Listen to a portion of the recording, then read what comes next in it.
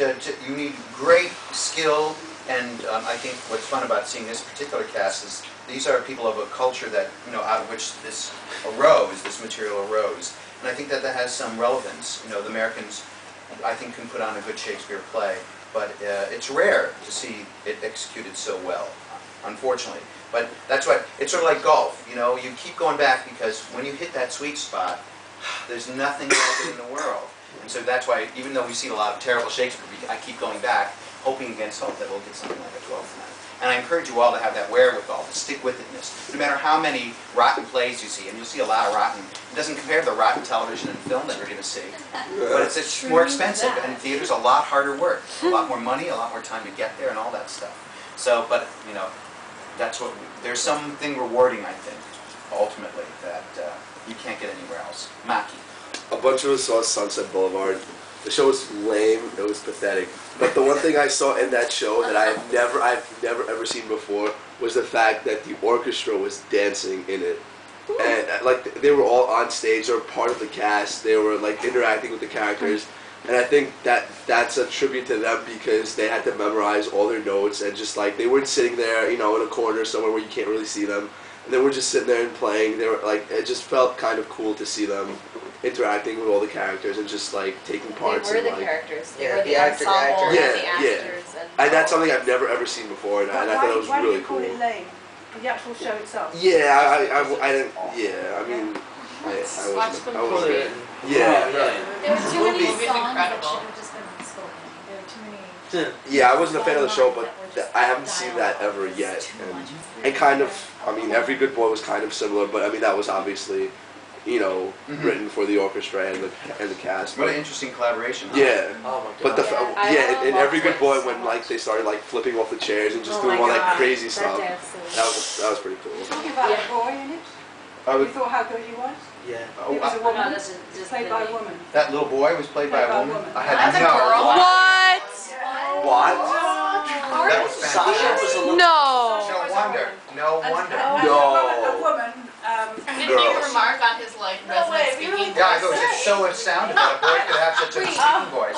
I was totally fooled. Totally fooled. Well, she's been to drama. She's been to Yeah. drama school, so she must be in her Oh my early God. 20s. Get out of town. Oh my God. Gianna, that's gonna be you. You're like, how old is that boy? Not more than 13. There's never no I was like, heard Fuck from her. No, me either. I was completely fooled. Oh my God. Wow, good revelation. Oh my God. That's insane. I had no idea. Okay, well, a couple more comments about execution. Then I'd like to just, I want betrayed. to conclude with a discussion about theme. So Nick and Joanna and Gianna. Wow. Yeah. That's crazy. I'm something that I'm noticing a lot more here, and I don't. Maybe it's just that I'm looking for something to notice, but I'm really enjoying the. I'm really enjoying the execution of music, the execution of the conductor. I'm enjoying watching it, like, you know, turning around and seeing the monitor, and seeing how, and then when I don't see that monitor, seeing how crisp the actors can be with the conductor, and finding little, there's like, in Every Good Boy, there were a couple of great moments where he would start moving on that first note, and it would be really powerful, and it wouldn't work unless you could see the conductor, and I'm really, like, just those little moments I'm really enjoying, and they really bring something extra to me in a play, when it almost seems like just totally fluid and totally organic, and like it was done, like it happened by accident, you know what I mean? No, exactly. I think that's what we all crave, that synchronization, that connection, synchronization. both between the actor and the technical aspects, where everything comes together, just arrives at exactly the right moment, and it feels natural because of the ease and grace with which that moment is realized, and that is a pleasure. I mean, we've seen that a lot in both just the moment-to-moment work between actors and the actors in the technical aspects and the conducting. I love the fact that the actor hugged the conductor. He didn't miss a beat. He just kept going, and that was all over him. And I was like, God, that must have been annoying, because I'm sure that the orchestra is not, the Southampton orchestra is probably not used to having actors crawl all over. No, the were place. those dancers? Were those actors? I think it's sort of Some of them. specific. The ones that were getting up and running around were So those are just actors who played musical instruments. Yeah. I don't no. It's But they weren't listed in their Maybe. programs. They were listed as a regular, No, But there they was came only out one as a oboe sep- they player came out for listed, a but there were separate two battle. oboe players until the Yeah. one got up and became the bad lady.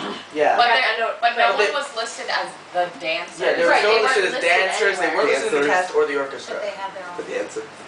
There was a special thanks section that had like 6 or 7 people. Maybe I that thought was it. then, well, I think they just included them in the A orchestra. few of it was That's what I- they weren't recorded though. included. They weren't even playing.